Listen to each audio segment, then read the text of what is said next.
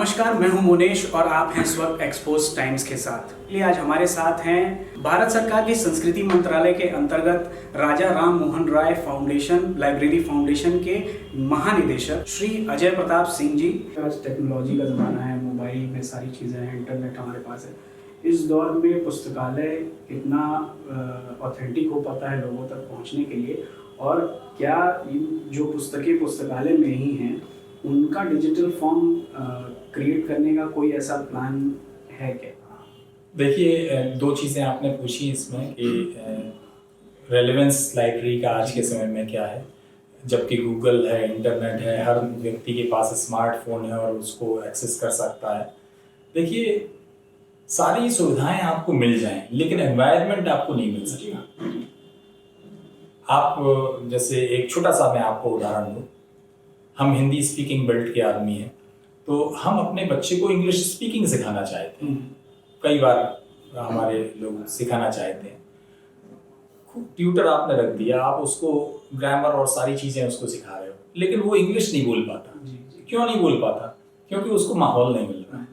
तो आपको एनवायरनमेंट जब तक नहीं मिलेगा आप वो काम नहीं कर पाएंगे, उतने अच्छी एनर्जी के साथ में वो काम नहीं कर पाएंगे। ज्ञानार्जन में भी ये ज़रूरी एस्पेक्ट है, एक बात। दूसरी बात ये कि हमारे देश में गरीब जनता बहुत है, वंचित वर्ग हमारे पास बहुत ज़्यादा है। पॉपुलेशन वाइज हम देखें तो अधिकतर पॉपुलेशन हमारी वंचित वर्ग से संबंधित है, गरीब लोगों से संबंधित है। ऐसे लोगों के पास बैठ के पढ़ने का स्थान नहीं है। एक छोटे छोटे से कमरे में 10-10 लोगों का परिवार रह रहा है।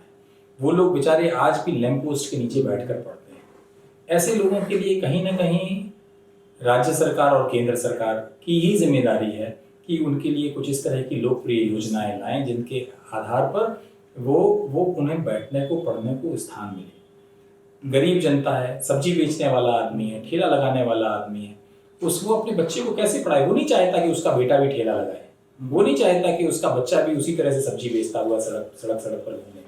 तो वो अपने बच्चों को पढ़ाना चाहता है, लेकिन उसको माहौल कहाँ से मिलेगा? माहौल बहुत ज़रूरी है। नई राष्ट्रीय शिक्षा नीति आई है और उसमें बहुत ऐसे अच्छे बिंदु हैं जिसके ज़रिए हम अपनी जो ज्ञानार्जन की जो हमारी पारंपरिक हमारे तरीके थे उनको हमने और गति दी है, उनको हमने और महत्व दिया है, और कहीं ना कहीं हम रोजगार परक शिक्षा की ओर हम बढ़ रहे हैं और उसका लाभ बच्चों को मिलेगा।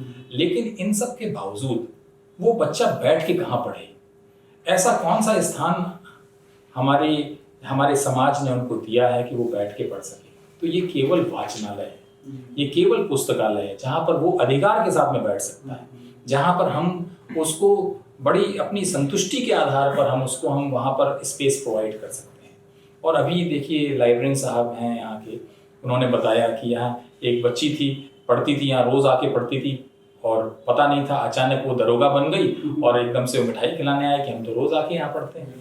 तो जिस तरह से मैंने आपको बताया कि एक पुस्तकालय तंत्र हमको यहाँ जिले स्तर पर हम चिन्हित कर पा रहे हैं और बनाना चाहते हैं, तो इस तंत्र में हमारी आवश्यकता ये है कि हम बच्चों को या हमारे समाज के लोगों को एक पढ़ने का स्थान प्रदान करें, उसके लिए एक अच्छा अध्ययन सामग्री प्रदान करें, प्लस उसके साथ में हम एक बदले हुए समाज के हिसाब से आज की परिस्थितियों को देखते हुए हम उन सारी चीज़ों को कंप्यूटराइज्ड करें, जिससे कि हमें पता हो कि कहाँ पर कौन सा लिटरेचर है, और यदि किसी यूज़र को उस लिटरेचर की आवश्यकता है तो वो बिना अपने एफर्ट्स को वेस्ट किए वो आसानी से उस सोर्स तक पहुँच जाए। इसके लिए ज़रूरी है कि हम एक जिले स्तर पर सारे पुस्तकालयों का ऑटोमेशन करें और उस ऑटोमेशन के बाद में एक डेटाबेस डेवलप हो और उस डेटाबेस का नियंत्रण जो है, और ये सारा काम कहीं ना कहीं पूरी तरह से आपके डिस्ट्रिक्ट लाइब्रेरी को करना होगा। तो ये एक तभी काम संभव है जबकि हम एक तंत्र के रूप में उसको आइडेंटिफाई करें, एक नेटवर्क के रूप में आइडेंटिफाई करें। तो ये इस तरह से विजन हमारा ऐसा है कि हमको बहुत कुछ काम करना है, समय हमारे पास कम है, लेकिन इसके लिए कोशिश ये करनी है कि तेज़ी से हमको काम करना है, और हमें यदि राज्य सरकार का सहयोग यदि मिल गया तो शायद हम कर पाएंगे। मेरे लिए एक इंटरेस्ट का इशू ये इसलिए भी है क्योंकि काशी में यदि हम किसी प्रयास की शुरुआत करते हैं तो मुझे लगता है कि शायद फिर हम उसको पूरे देश में फैलाने में हमें आसानी होगी। तो इसलिए शुभ प्रयास हम चाहते हैं कि काशी से। आज हमारे सामने जो चैलेंजिंग सिचुएशन है वो है कोरोना पैंडेमिक, कोविड-19 पैंडेमिक। तो इस पैंडेमिक के चलते अभी हमारे सार्वजनिक पुस्तकालय सारे बंद हैं और ये हमारे लिए चिंता का विषय है। इसके चलते अभी हमारे प्रयास हैं कि हम कुछ इस तरह के रिसोर्सेज अपने नागरिकों को प्रदान कर सकें जो कि ऑनलाइन रिसोर्स के फॉर्म में है। हमारे देश में भारत सरकार के माध्यम से कई ऐसे प्रयास हुए जिसके अंतर्गत ऑनलाइन रिसोर्सेज जनरेट किए गए हैं।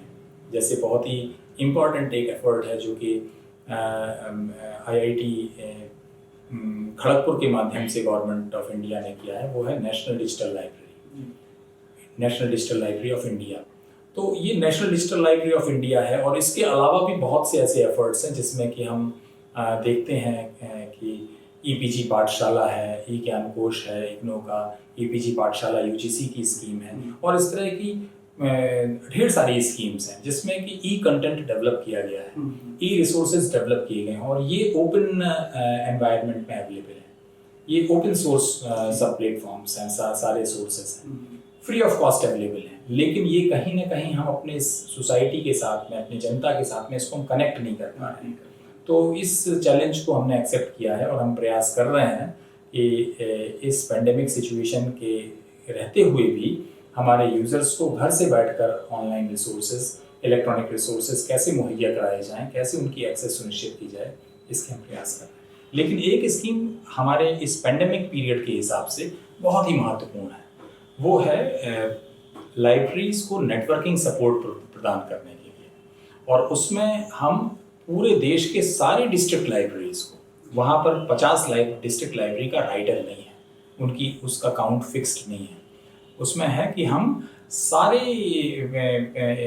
जिला पुस्तकालयों को पूरे देश भर में हम उनको फंडिंग सपोर्ट इस तरह से दें जिससे कि वो अपने यहाँ न केवल एक कंप्यूटर सेक्शन अपना डेवलप कर सकें बल्कि साथ में उसमें नेटवर्किंग बेस्ड जितना इंफ्रास्ट्रक्चर है वो उसमें स्थापित कर सकें और कुछ इलेक्ट्रॉनिक रिसोर्सेज भी बच्चों के लिए और यूजर्स के लिए वो अपने पास रख सकें। और ये सारा प्रयास एक कंप्लीट पैकेज के फॉर्म में हम उस स्कीम के अंतर्गत देते हैं। तो ये 2 तरह के ऑर्गेनाइजेशंस हैं जो कि मुझसे संबंधित हैं। उसमें मैं एडिशनल मिशन डायरेक्टर हूँ, नेशनल मिशन डायरेक्टर। अगला सवाल मेरा थोड़ा सा हटके है कि हमारे जो भारत की संस्कृति रही है उससे जुड़ी हुई काफ़ी पांडुलिपियाँ जिसको कह सकते हैं या पुस्तकें कह सकते हैं, वो एक तक्षशिला विश्वविद्यालय के साथ मतलब खो गई हमसे। उस तरह की कोई ऐसी स्कीम जो कि उन इतिहास को समेटने या संजोने का कोई ऐसा एक प्रयास होना चाहिए कि वो चीज़ें हमें फिर से लौट के मिले ताकि हम अपने पुराने इतिहास को जान सकें। हिंदुस्तान की जो ज्ञान परंपरा है ये सबसे प्राचीनतम है और इस प्राचीनतम ज्ञान परंपरा को और कैसे समृद्ध बनाया जाए या उस प्राचीनतम परंपरा को आइडेंटिफाई करना, उसको समझना, उस लिटरेचर को फिर से रीलोकेट करना, इसके लिए ये जैसे हमारा देश 1947 में स्वतंत्र हुआ, इमीडिएटली इसकी आवश्यकता महसूस की गई। क्यों? क्योंकि कितने सालों तक हम परतंत्र रहे, उसके पहले आक्रांता आए और इन सभी लोगों का, चाहे आक्रांताओं का चाहे ब्रिटिशर्स का, सभी का ये प्रयास था कि यदि इस सोने की चिड़िया को नीचा करना है तो इनकी ज्ञान परंपरा से इनको वंचित करना है, डिस्कनेक्ट करना है। और इसीलिए उन्होंने सबसे पहले जब भी आक्रमण किया तो मंदिरों को, मठों को और हमारे जो शिक्षा के स्थान थे उनको उन्होंने नष्ट किया, उनको पूरी तरह से नष्ट किया। उसी में तक्षशिला और नालंदा विश्वविद्यालय को समाप्त करने का पूरा प्रयास किया गया। और उस प्रयास के आधार पर किसी भी समाज को उसकी गति से अलग करना है, डिस्कनेक्ट करना है, तो आप उसकी ज्ञान परंपरा से उसको डिस्कनेक्ट कर दीजिए। क्यों? क्योंकि जो भी आपके पूर्वजों ने अर्जित किया है वो सब से आप बिल्कुल डिस्कनेक्ट हो जाते हैं और आप अपने समाज को फिर जीरो से शुरू करते हैं। और यही काम उन समझदार लोगों ने किया। तो लेकिन उसके बावजूद वो ये नहीं जान पाए कि हमारे बहुत ही महत्वपूर्ण स्रोत इन सारे स्थानों पर थे लेकिन उसके अलावा भी हमारे यहाँ तो हर व्यक्ति के घर में इस तरह के स्रोत थे, तो उसको तो नष्ट नहीं कर पाए। तो इसकी आवश्यकता को, जैसे हमारा देश स्वतंत्र हुआ, एक संस्कृत कमीशन बनाया गया, संस्कृत आयोग, 1948 में शायद इसको बनाया गया, और उसमें हमारे BHU के भी प्रोफेसर मूर्ति उसके सदस्य थे। चेयरमैन उसके कोई कलकत्ता के थे, अभी नाम मैं भूल रहा हूँ। और उस कमीशन ने अपनी ढेर सारी रिकमेंडेशंस दी, और उन रिकमेंडेशंस में सबसे इम्पॉर्टेंट एक रिकमेंडेशन थी कि हिंदुस्तान भर में एक सर्वे किया जाए, और उस सर्वे के अंतर्गत हम अलग अलग घरों में, अलग अलग जगहों पर जो पांडुलिपियाँ हैं उनको हम आइडेंटिफाई करें, कहाँ कहाँ पांडुलिपियाँ हैं, और उनकी हम सूची तैयार करें। और उन्होंने ये ज़रूर है कि उन्होंने, कमीशन ने रिकमेंड किया था उस काफ़ी पहले, लेकिन उसके बाद में एक हमारे यहाँ मिशन स्थापित किया गया जिसका नाम है नेशनल मिशन ऑन मैन्युस्क्रिप्ट्स। ये भी मिनिस्ट्री ऑफ कल्चर के अंतर्गत ही चलता है, और इसने पूरे देश में सर्वे कराया, और सर्वे के आधार पर सारी पांडुलिपियों को, चाहे वो इंडिपेंडेंट पोजीशन में हो, चाहे वो मंदिरों में हो, या विश्वविद्यालयों में हो, विश्वविद्यालय कहीं पर भी पांडुलिपि हैं, तो न केवल उन्होंने उनको संरक्षित परिरक्षित किया, बल्कि साथ में उसको ऑन रिकॉर्ड लिया, और कोशिश ये करी कि उनको अपने पोजीशन में लेकर किसी सेफ जगह पर उसको सुरक्षित किया जा सके। हिंदुस्तान में सबसे बड़ा पांडुलिपियों का कलेक्शन, हमारे लिए सौभाग्य की बात है कि हमारा जो संस्कृत विश्वविद्यालय है, संपूर्णानंद संस्कृत यूनिवर्सिटी, वहाँ पर है। शायद 1,05,000 कुछ पांडुलिपियाँ वहाँ पर है, सबसे बड़ा कलेक्शन है। और इस तरह से आज हमारी जो प्राचीन ज्ञान परंपरा है वो बहुत ही अच्छे हाथों में है और पूरी तरह से संरक्षित है, और इसी दिशा में हम और आगे काम कर रहे हैं। एक फर्स्ट संस्कृत कमीशन उस समय में बनाया गया था, नरेंद्र मोदी जी, हमारे यशस्वी प्रधानमंत्री जी ने दोबारा संस्कृत कमीशन बनाया, दूसरा संस्कृत कमीशन बनाया, और वो भी उसी दिशा में काम कर रहा है।